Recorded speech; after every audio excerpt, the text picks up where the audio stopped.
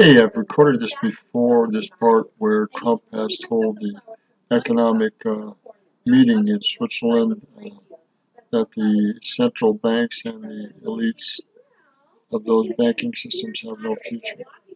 They are done. And his mission, not just him, but the patriots behind him, their mission is to create new fair trade deals around the world. Remember what they are doing right now. They are building a manufacturing economic powerhouse to go up against the elite, the globalists, the central banks. That's what they're building right now. This is why Trump has been so busy reworking NAFTA, making North America a manufacturing powerhouse, which is going to be signed very soon by Trump. It already passed the Senate. He's making trade deals. So remember, this is what the Brexit thing and getting out of that is about. This is what the tariff deal is about. This is what these other trade deals are about. There's two of them, at least here, but also the one with Canada and Mexico, also the one with China, also the one with Britain. So it's they're coming at these guys several different ways. And that does include the digital currencies or the gold. With China, with Japan, with the UK, Australia, and many other countries. This is all being done on purpose. This is to go up against the elite, the globalists, and the central banks. He wants to show the people of the world that there is a different way. And once the people see a completely different way through the economy, what do people do? They realize how bad they had it. That all this time with the central bank, the EU.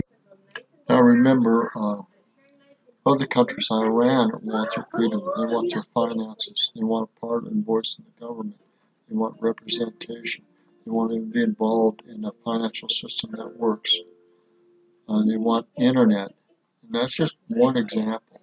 And they want support by Trump and other people to help them get there. Think about that. And Trump has said that he is not going to do this militarily more than he has to. And he's going to let them choose their own leaders and their own economic systems. You, all of them telling that this is the way it is. There is no other way. You have to live like this. This is the amount of money that you can earn. This is the taxes you have to pay. Anyway, let's go on here.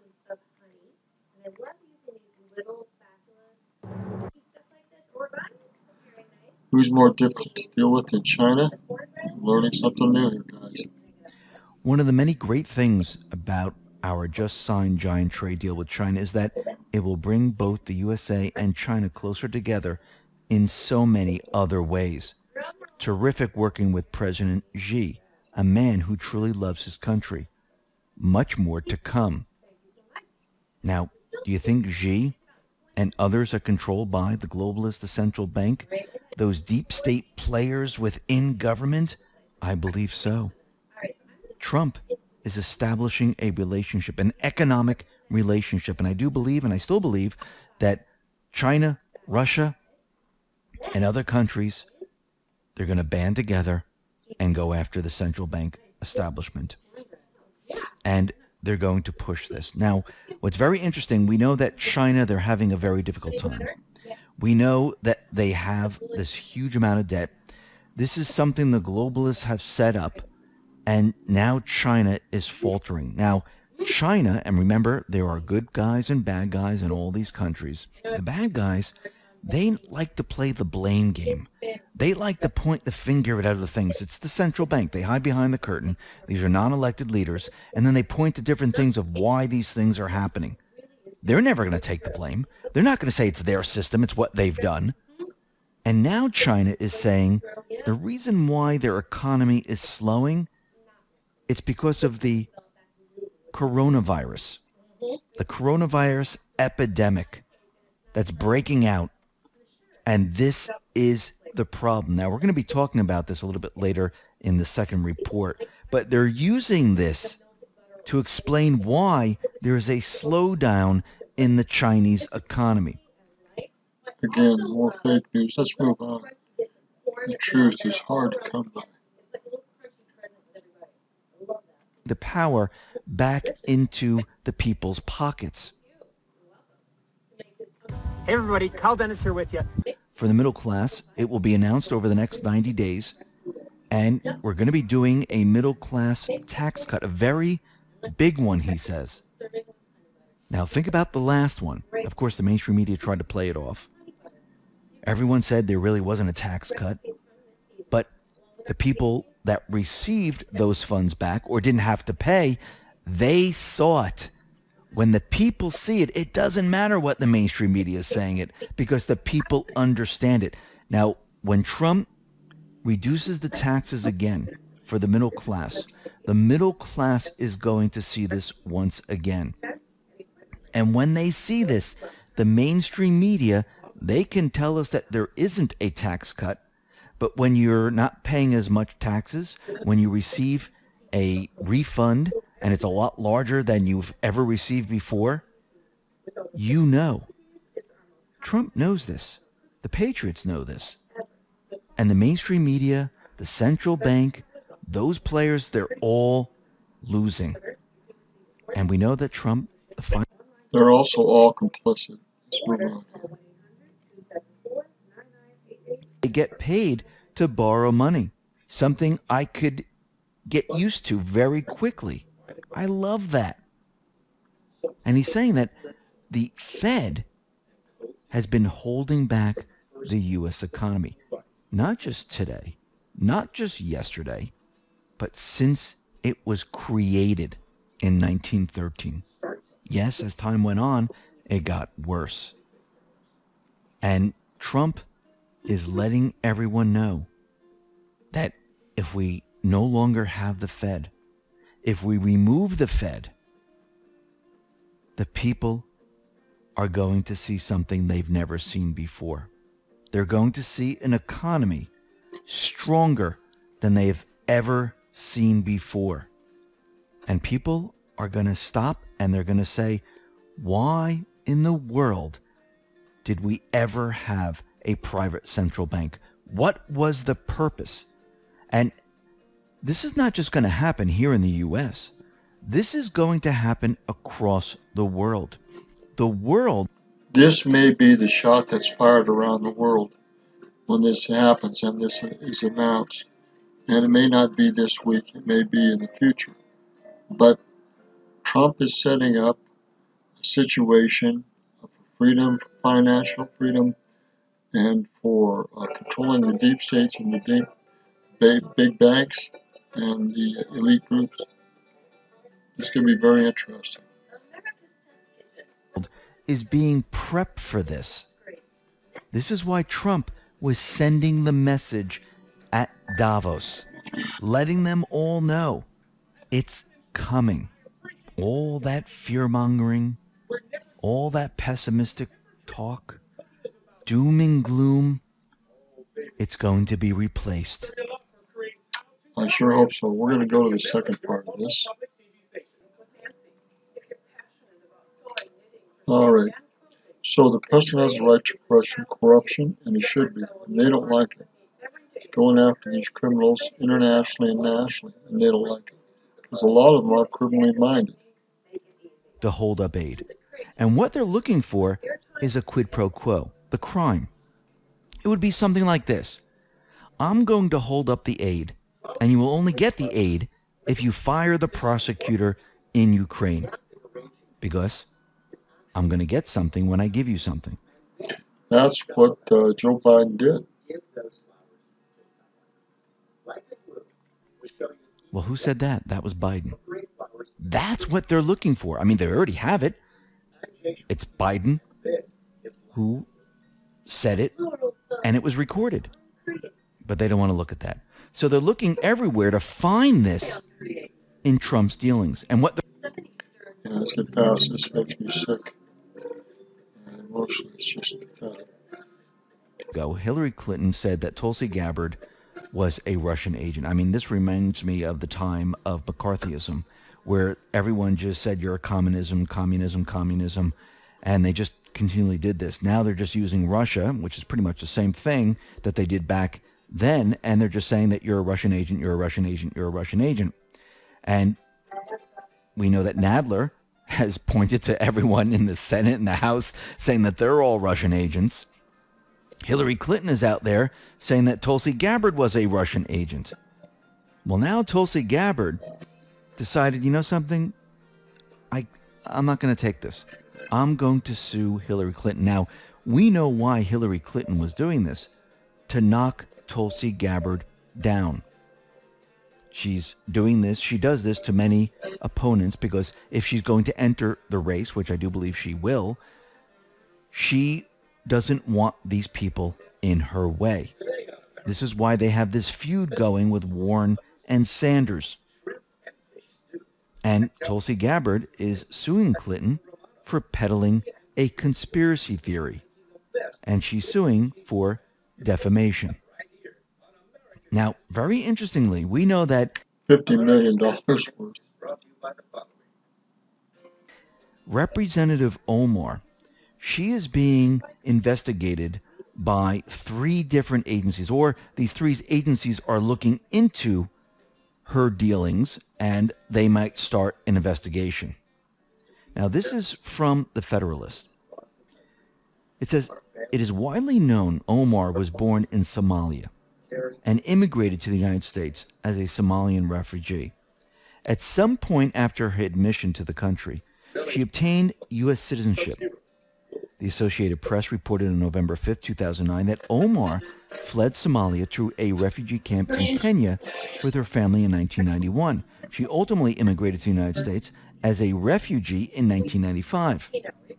If this report is correct, the analysis is fairly straightforward. Generally speaking, U.S. immigration law permits refugees to apply for permanent residence, commonly known as green card, 1 year after arrival. 5 years after holding a green card, refugees may then apply to become a citizen through a process called naturalization. Naturalization applicants must show they meet residency requirements and have good moral character. It was reported that Omar became a citizen in 2000, 5 years after her arrival at the age of 17. Now, this last detail is very important and is where things start to get a little strange. If Omar became a U.S. citizen at the age of 17, she must have obtained it through automatic acquisition after the naturalization of at least one of her parents. Omar would not have been able to apply for citizenship on her own because individuals are ineligible to apply for naturalization until age 18. And this is where it gets complicated. The requirements for automatic acquisition have changed several times throughout the last century. The marital status of Omar's parents would determine whether she could have acquired citizenship. Now, for Omar to have automatically acquired citizenship, she must also have been lawfully admitted to the United States for permanent residence, and there are reports questioning the legality of her admission as a refugee. David Steinberg, as we know, has covered the Omar saga for several years and has openly questioned whether she is who she says she is. And he also alleges that Omar assumed her name from an unrelated family that was being granted refugee status. So if these agencies start to investigate, they might dig up the information that is needed to make a determination if she's here legally or illegally. And if she's here illegally, she's going to be in a little bit of trouble here. Now, very interestingly, with Hunter Biden, it seems like he is in a no-win situation right now with this trial that's going on in Arkansas with this woman that he slept with and had a baby with. Because the judge right now has ordered Hunter Biden to explain why he shouldn't be held in contempt for violating court orders to reveal his financial information. So he must appear on January 29th in a Batesville courtroom and explain why he shouldn't be held in contempt for violating court orders to provide financial information in his Arkansas paternity case. Independence County Circuit Judge Holly Meyer signed an order to appear and show cause. So what is he going to do here? Because they want 5 years of his financial records. Now, if he turns these over and it shows that he was receiving funds from Burisma and it shows the amounts, this is going to be a problem for him. It's going to be a problem for Joe Biden. And when you take all this and you go backwards, you're going to end up with quid pro quo, just like we heard Joe Biden say many times on the recording. And Joe Biden, he understands this. This is why Joe Biden put out a memo to the U.S. media saying you need to stop with this conspiracy theory about us dealing with Ukraine. And he says Trump made this up. It's a conspiracy theory, and he wants all the mainstream media outlets to stop talking about it. Well, John Solomon, he's saying that he has the facts and he has the evidence to show that Biden is lying. That this memo that he... So this memo was false. Solomon, remember, all the media turned against him. And Solomon's saying he's got the facts that Joe Biden is lying about this, flat out. that he put out was to protect himself. And John Solomon says, here are the facts. Fact, Joe Biden admitted to forcing Shokin's firing in March 2016. It is irrefutable and not a conspiracy theory that Joe Biden bragged in his 2018 speech to a foreign policy group that he threatened in March 2016 to withhold $1 billion in U.S. aid to Kiev if then Ukraine President Petro Poroshenko didn't immediately fire Shokin. And guess what happened? He was fired because he was investigating Hunter Biden. Fact, Shokin's prosecutors were actively investigating Burisma when he was fired. Fact, Burisma's lawyers in 2016 were pressing U.S. and Ukrainian authorities to end the corruption investigation. Fact, there is substantial evidence Joe Biden and his office knew about the Burisma probe and his son's role as a board member. Fact, federal ethics rules requires government officials to avoid taking policy actions affecting close relatives. Office of Government Ethics rules require all government officials to recuse themselves from any policy actions that could impact a close relative or cause a reasonable person to see the appearance of a conflict of interest or question their impartiality. Fact, multiple State Department officials testified the Biden's dealings in Ukraine created the appearance of a conflict of interest. Fact, Hunter Biden acknowledged he may have gotten his Burisma job solely because of his last name. Fact, Ukraine law enforcement reopened the Burisma investigation in early 2019, well before President Trump mentioned the matter to Ukraine's new president, Zelensky. Biden is in trouble here. And we need to remember, the investigation into Biden and what happened in Ukraine began independent of Trump or his lawyer, Rudy Giuliani.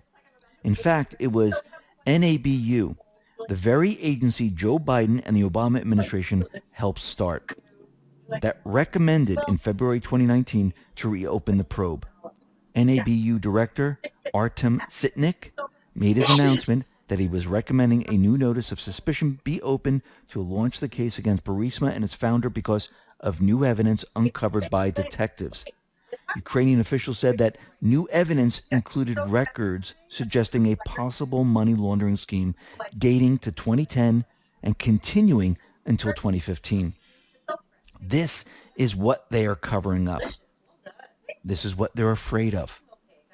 This is why we have Schiff, Nadler, Pelosi, all out there putting on a show. This is why they're going after Trump. They're projecting everything that they did onto Trump.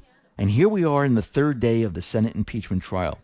Nadler, Schiff, and the rest are already talking about how this trial is unfair, that there's a cover-up, and the mainstream media is going along with this, just like we said. Actually, they're making it seem like... So this is going to really come back and bite Joe in the butt, and Hunter too. It's coming. I hope it comes before the 2020 elections in November. Lawyer. Look at him. He's out there. What a great lawyer. Well, let's think about this for a sec. Didn't the mainstream media push Avenatti? Didn't he appear on the mainstream media hundreds and hundreds? I'm getting past this because I'm just sick of the media, sick of shift, sick of the crap. Folks, they're already past articles. They refused to let legitimate legal challenges to play out because they didn't want to wait. They chose this. Josh Hawley. So far in impeachment, this much is clear. Dems not ready to try their case. Totally unprepared. This is still all about the Russia hoax. Dems repeatedly refer to Trump cheating to win in 2016. Memo to Dems. He was elected by the people. That's called democracy. Trump tweeted out, their case was so overwhelming in the House that they need and demand witnesses in the Senate. Rudy Giuliani said, the Dem articles fail to charge an impeachable offense as defined by our Constitution. There is no reason to call witnesses in a case that fails to charge an offense.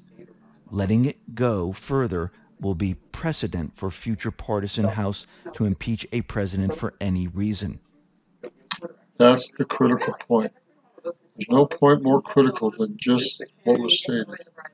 If this is not appealed, this isn't acquitted, the acquittal is not made, they'll use this again and again, either side, get rid of a president they don't like.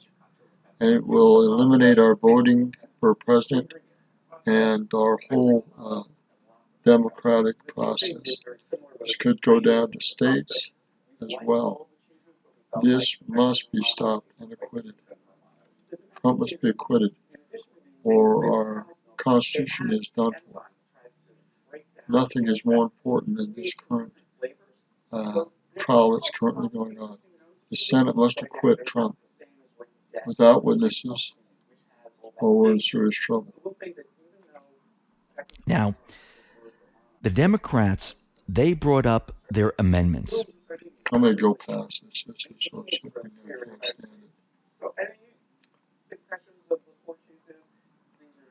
it. What advantages might exist when you know the other side's playbook? Anyhow, enjoy the show. Not a fun show.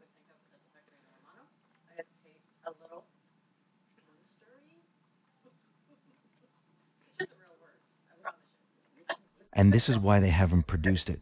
I mean, if we had Biden up there, it'd be a completely different story. You just have to show the recording saying, look. This guy's a total phony.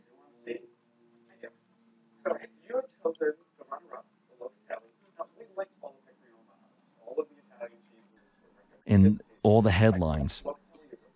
Well, there was a patent for the coronavirus, and it was filed in 2015 and granted in 2018. Anyhow, about the patent. Virus is being pushed to something serious. Anyhow,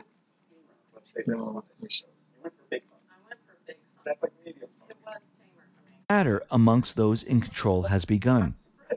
They know we know, which means the public will know. Release prior to cover-up. Public informed and collapse. Which option? I believe they chose the option to say they found it by accident. Do I think this is the only secret that's going to be revealed? No, I think there's going to be many more.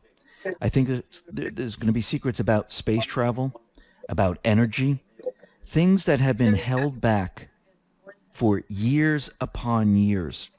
So those in power can stay in control. Remember, those individuals, the elite behind the curtain, Their whole entire motivation is to control the people. If you give people free energy, if you tell people, yes, we can travel to planets now, if you tell people that we have cures for disease, they're no longer in control. And if you take this a step further and you remove the control economically and you put all this together, they've lost control completely. This is what Trump was talking about in Davos. And I do believe we're going to see a lot more of these secrets being revealed. Let us hope so. True century and decade and future freedom will come if these things are released and used. Now, if they're not released and used, it won't matter if they're announced. Goodness, Roger Martin, Montana. Good day.